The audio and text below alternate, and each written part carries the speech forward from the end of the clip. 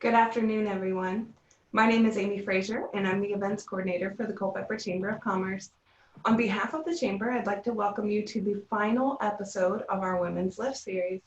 This is the last of 6 sessions where we have featured dynamic and influential women from the Culpeper community and focused on how to coordinate your life so that you do not need to take a break from it for self-care. We've had some amazing sessions over the past few weeks, and we've even gotten to publish a bonus session featuring Abby Stern from a youth perspective. And we're excited to finish the series strong with the final installment.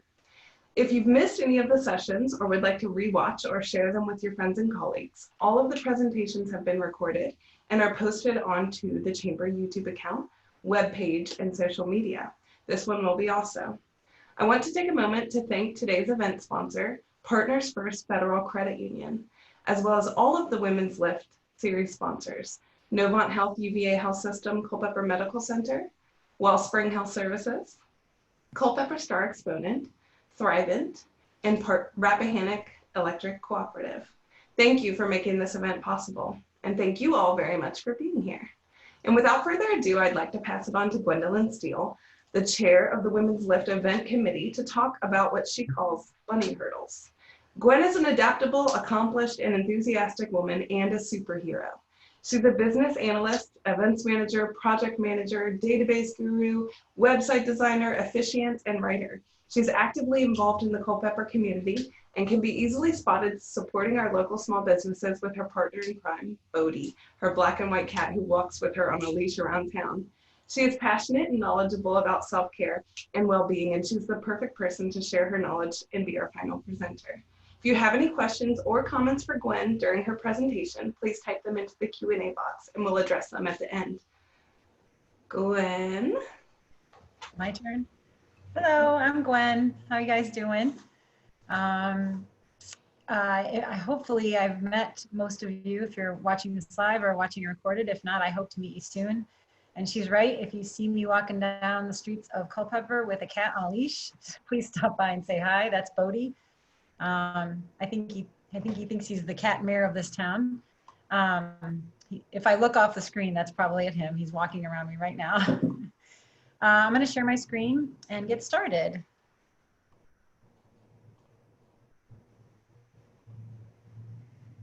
All right. So my presentation is about bunny hurdles, and that might not make any sense just yet, but if you bear with me.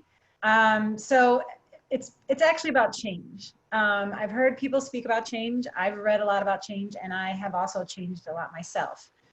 So I'm coming to you as a quote expert on it just because of the many times I've moved, made new friends, started new career paths. Just to give you some background in my past, I've been a movie theater manager and a projectionist.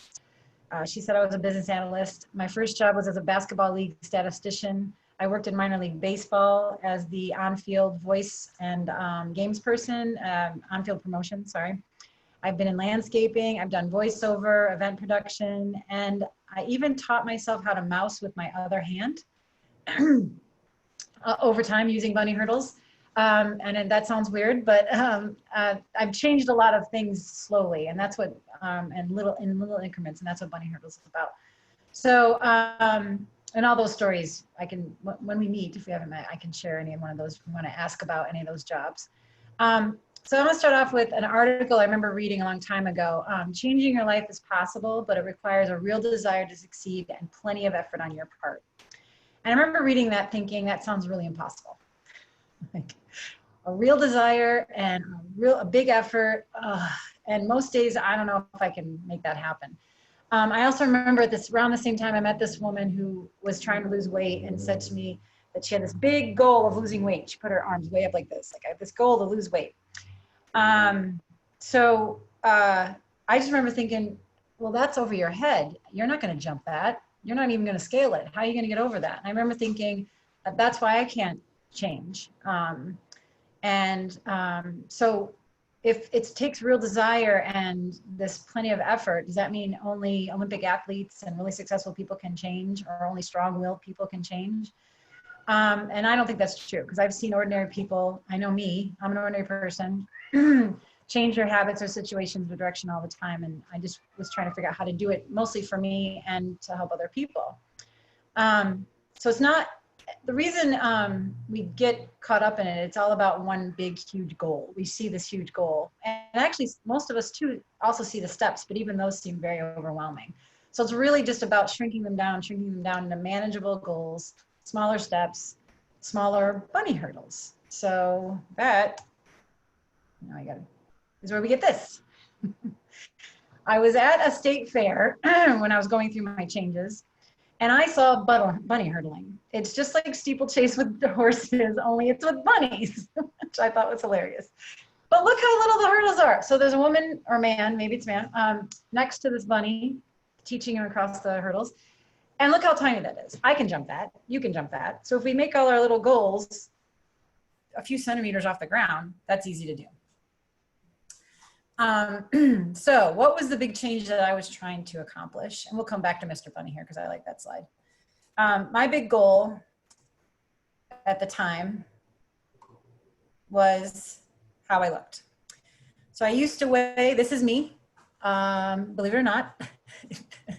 I know you're all full of questions. First of all, yes, that's really me. Second, how old is this picture? I believe these pictures, I believe, are from 1997 or 90. Yeah.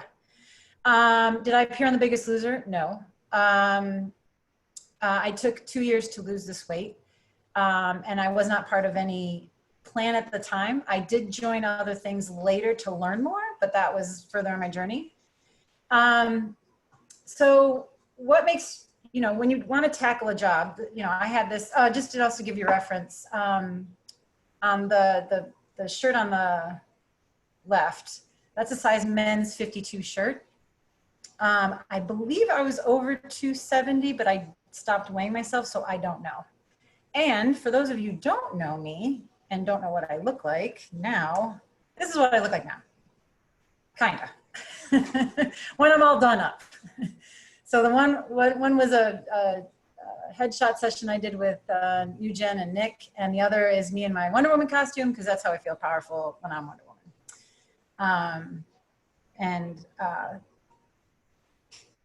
Just to give you a reference for those who haven't met me. I've successfully kept my weight off for over, well, 97, I guess I started 96, so over 20 years. It took 2 years to do, like I said. So let's get back to how I did all that, and how you can do little things. And this doesn't have to be with weight loss. What I'm going to talk about can be applied to anything.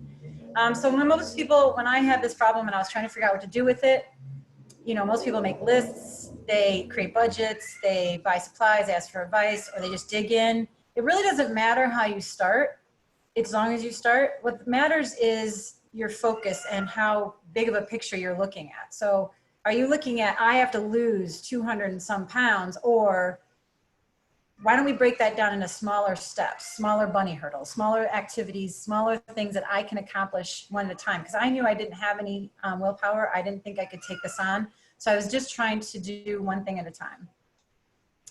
Oh, I forgot to share my screen again. Sorry about that. Pause.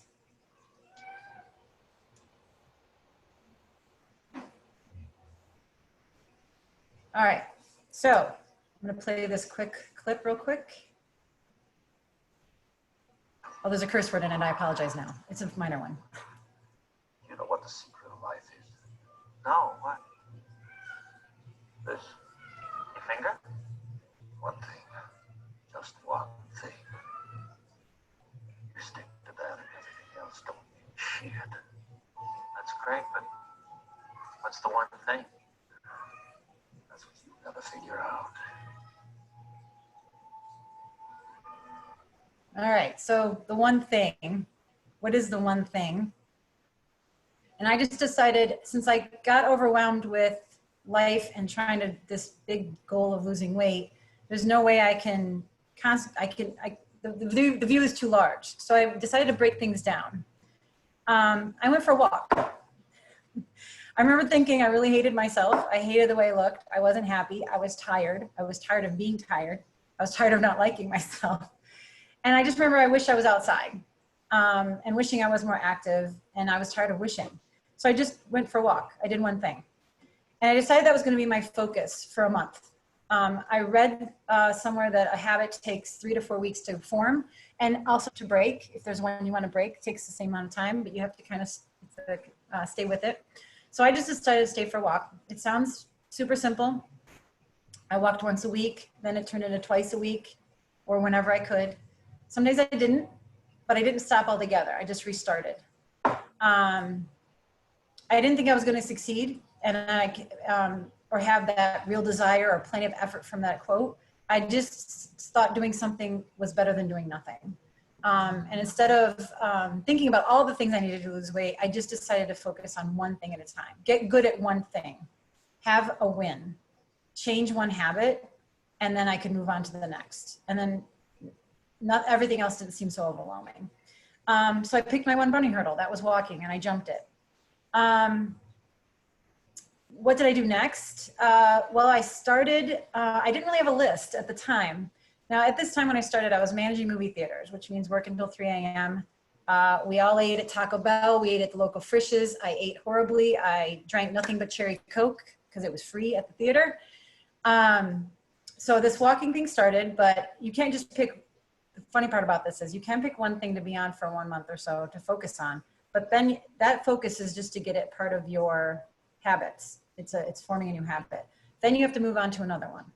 So the next one I decided, it was a doozy. It was water. I was drinking, like I said, nothing but straight cherry Coke all the time. So that's sugar and caffeine. Those are 2 hard things to get off of. But I decided I'm going to drink water every time I'm thirsty. I did not change anything else. I still ate at 3 a.m. at Taco Bell. I still ate big greasy fries at and bacon burgers and all the things I liked, and chili cheese fries at the mall. I did all that the same. I didn't change how I worked out. I just, for the next month, every time I was thirsty, I tried to drink water until I got used to that. I remember I did take a break, so I didn't start another month thing after that one. It was just the water and the walking for a while. But after the walking, what I would do is take a sprint every once in a while. And I was pretty big, so it was kind of hard to run. But I would sprint a few feet, and I made sure I was very self-conscious about how I looked, so I wasn't around people when I did this, but I would sprint and then stop and sprint and stop. And I remember the first time I ran the entire walking path back in home in Ohio, and just feeling amazed. It took me many weeks, but the walking part of it got shorter, and I wasn't running like an athlete. It was a light jog, but I remember the first time those little sprints turned into jogging longer and longer and getting through that. So that was another bunny hurdle. And that's all I cared about, was just that thing, not the rest of my life. I get the rest of my life was still kind of messy, but I was going to get good at this and then move on to another thing. So I did that with the water. I did it with the walking. I started doing other food things. I remember the cheese one. Now cheese is back in my diet, but at the time I needed something almost like detoxifying. Again, I still ate with my friends at really horrible restaurants. And when I go to Taco Bell, you kind of have to let go of feeling weird, but I would go through the drive-thru and say no cheese on my tacos. Just for a month to see if I could just not have so much cheese in my diet, because I'm a mouse and I will eat whole chunks of it. So the other thing was milk, turning milk into almond milk. I tried that and got used to that over the month, swapping out different snacks, eating more fruit. There was just different food ones that I would take over time, but not all at once. One, got used to it, felt like I wanted to keep it after that month, and then moved on to another one. The exercise thing, it was all about making it consistent. I mean, I was going for walks, but after a while, those weren't enough. I felt like I wanted to do more. So the job I got had a gym in it. Now, not everyone can say that, so I'm very lucky there.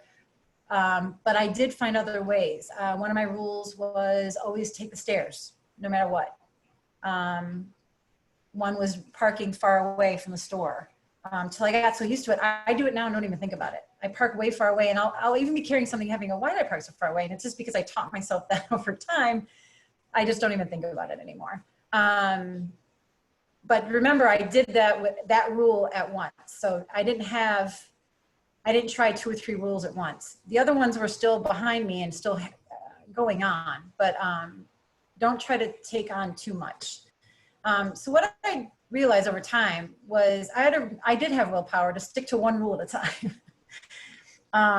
I had control over that one thing, and even when everything else was out of control, and that gave me something. That gave me confidence, and it will give you confidence as well.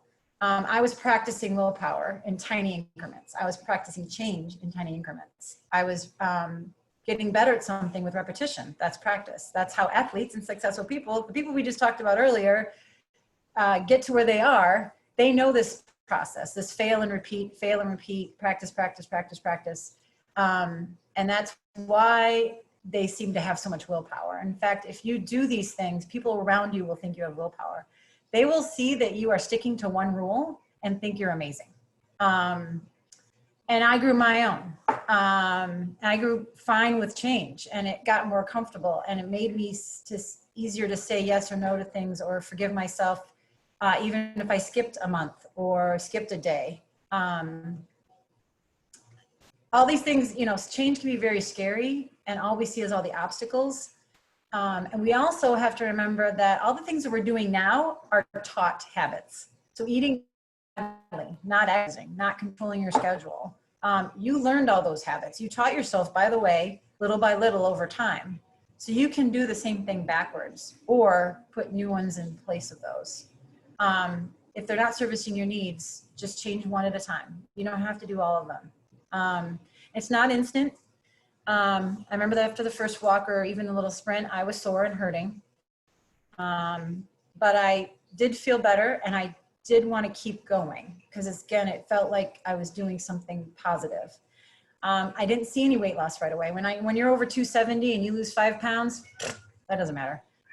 It wasn't until a good 3-4 months, I started feeling different, especially after the water one. And that just made me care about myself and want to keep trying this over and over again.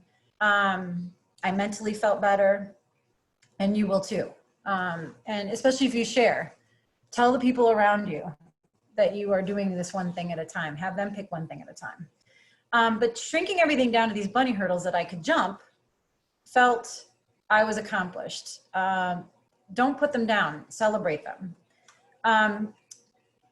What also helped was getting compliments from other people. And my aside to that is always give compliments and mean them. We don't know what internal fight people are going on with the people around you. And I had a couple people just say a kind word to me, and that completely changed my day, my month, my year, changed my direction, because one person said, hey, I think you're special. I think this, I can't believe you're doing that. I think it's great. So don't be afraid to give those, because you may make a difference in someone's life.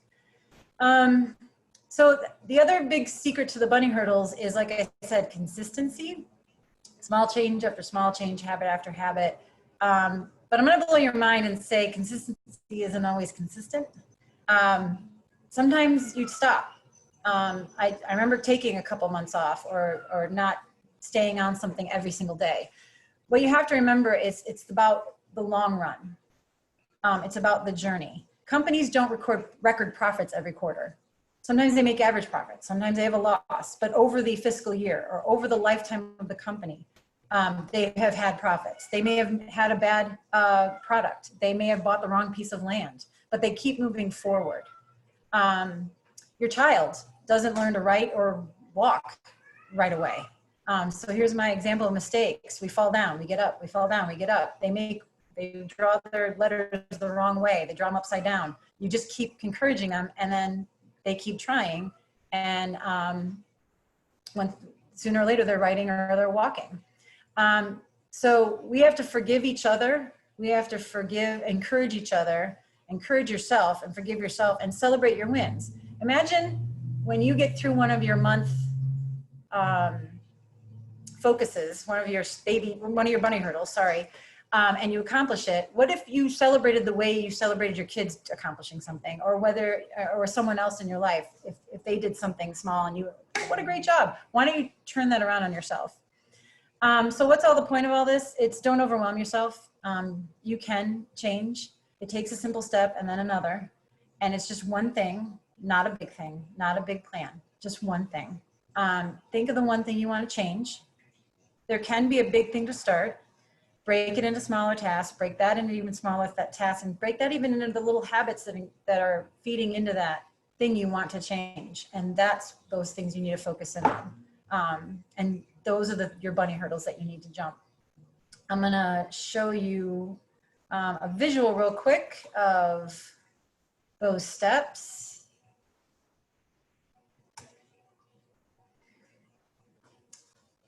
Don't be afraid to start either, and start small, and don't fear restarting, and celebrate your leaps, celebrate your bunny hurdles, celebrate jumping those, because by the way, at the end of those little bunny hurdles, the bunny gets to jump around and everyone's excited when the bunnies finish their hurdles. So you should be just as excited. Imagine a little bunny like going, nee, nee, nee. You should be doing that too. The one promise I do have, you will change and you will fail and you will fall down and you'll have to restart.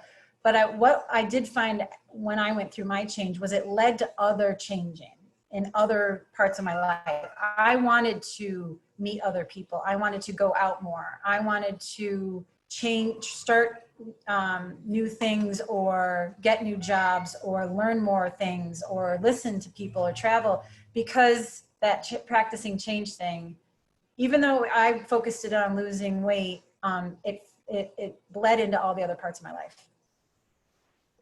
And I promise it will for you too.